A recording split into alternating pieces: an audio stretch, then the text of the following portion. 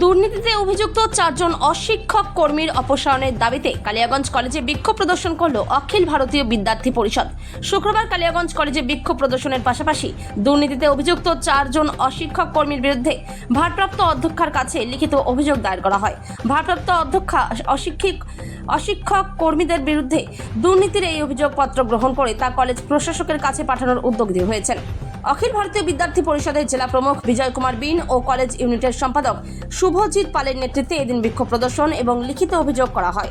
এবিভিপির অভিযোগ, কালিয়াগঞ্জ কলেজের 4 জন অশিক্ষক কর্মী আর্থিক অনিয়ম, অপ্রয়োজনীয় হয়রানি ও পরিষেবা প্রদানে অবহেলার অভিযোগ সামনে আসছে। অভিযুক্ত কর্মীদের বিরুদ্ধে নিরপেক্ষ তদন্ত করে ব্যবস্থা গ্রহণের আর্জি জানানো হয়েছে। কালিয়াগঞ্জ থেকে অনুপ জয়সওয়ালের রিপোর্ট, বিগ নিউজ বাংলা। আমি শুভজিৎ পাল, কালিয়াগঞ্জ কলেজ সম্পাদক, অখিল ভারতীয় বিদ্যার্থী পরিষদ। আচ্ছা, আজকে আমরা দেখলাম প্রিন্সিপালের ঘরের সামনে বিক্ষোভ দেওয়া হচ্ছে, কিসের জন্য, কী কারণে?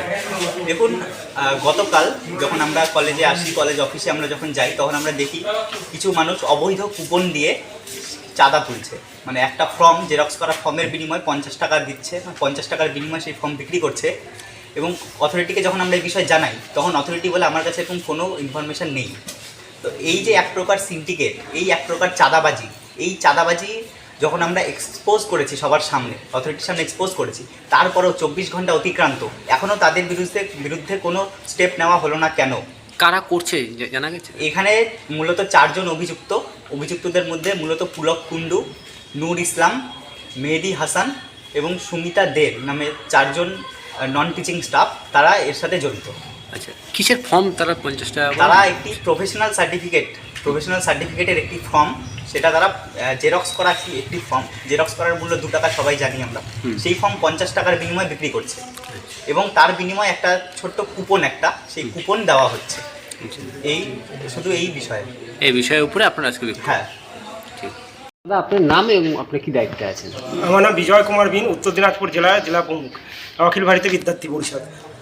যে বিষয়টা কালিয়াগঞ্জ কলেজে ঘটে গেছে, সেই বিষয়টা তোলাবাজির বিষয়। আমরা দেখেছি বিগত দিনের সরকার, যেই সরকার তোলাবাজির মাধ্যমে এই সরকার পরিচালনা হতো, তারই কাঠগড়া হিসেবে এখনও পর্যন্ত সেই স্বপ্ন, সেই যে সুখের দিন, সেই সুখের দিন কালিয়াগঞ্জ কলেজের কিছু স্টাফরা তারা ভুলতে পারেনি।